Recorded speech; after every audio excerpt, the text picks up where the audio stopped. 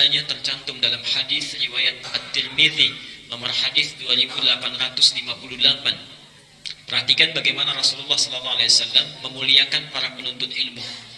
Man salaka tariqan yaltamisu fihi ilman sahhalallahu lahu tariqan ilal jannah.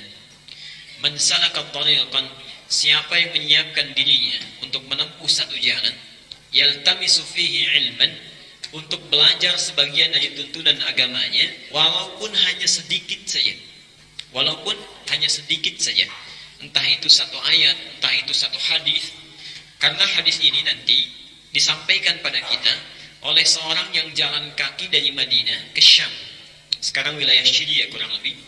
Jalan kaki dari Madinah ke Syam untuk mendapatkan satu hadis saja. Karena ada info sahabat yang punya hadis tinggalnya di Syam. Beliau jalan kaki, belum ada kendaraan, belum ada mobil, belum ada motor. Itu jalan kaki hanya untuk belajar mendapatkan satu hadis. Perhatikan apa yang disampaikan oleh Nabi balasannya. Sahhalallahu lahu tariqan ilal jannah. Maka Allah akan ringankan, mudahkan langkahnya menuju surga. Bapak Ibu sekalian, ada dua makna yang besar di hadis ini. Yang pertama, itu motivasi kepada kita untuk selalu menambah wawasan dan ilmu kita dalam memperbaiki setiap kemampuan kita dalam menunaikan perintah agama. Dan ini motivasi yang sangat kuat. Orang yang tinggalnya jauh saja, jarak Madinah ke Syria, itu kalau pakai bis sehari semalam. Ini jalan kaki. Jalan kaki hanya untuk mendapatkan satu hadis. Antum sekarang yang tempatnya diletakkan di samping rumah kita, jauh pun ada kendaraannya. Kalau tidak sepeda ada motornya, kalau tidak motor ada mobilnya. Tidak ada bisa kita tempuh dengan cara yang lain. Belum juga tersentuh dengan semua fasilitas itu untuk mau sekedar belajar satu huruf saja dari Al-Quran atau satu hadis saja yang bisa kita ketahui maknanya. Dengan semua fasilitas itu belum tersentuh, dengan cara apa lagi Allah mesti memfasilitasi kita untuk mau memperbaiki keadaan agama kita. Yang kedua, ini yang paling penting. Yang dimaksud hadis ini, yang ringan langkahnya ke surga, itu bukan orang yang rajin ikut taklim.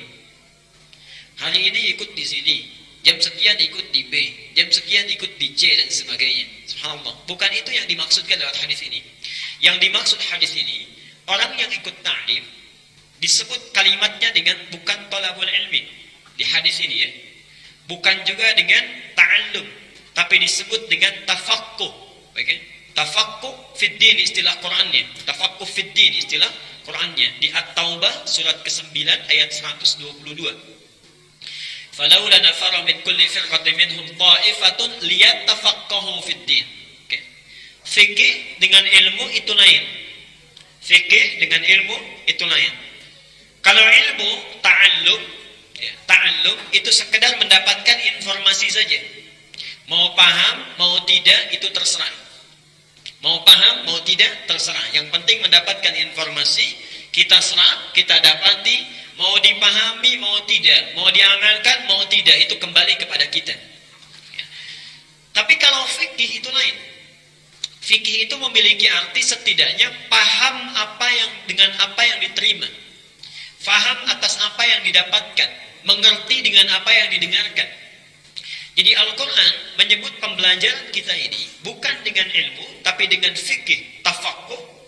Bukan ta'allum, tapi dengan tafaqquh.